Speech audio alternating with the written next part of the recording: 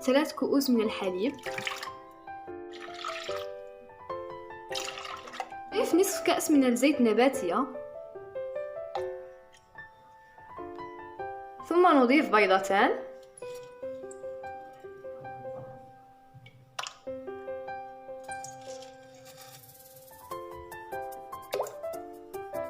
نضيف نصف كأس من السكر،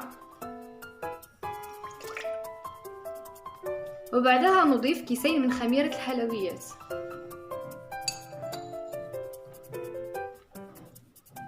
ونضيف رأس ملعقة من الملح، ونضع بعضا من قشور الليمون من أجل النكهة، هذا فقط اختياري، وكيس من سكر الفانيلا. وفي الأخير نضيف 4 كؤوس من الدقيق الأبيض المغربل.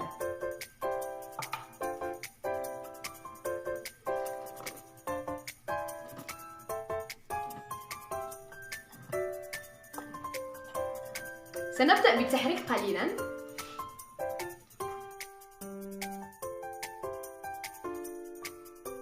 عندما حركنا الخليط يدويا نبدأ بتحريكه بالخلاط الكهربائي.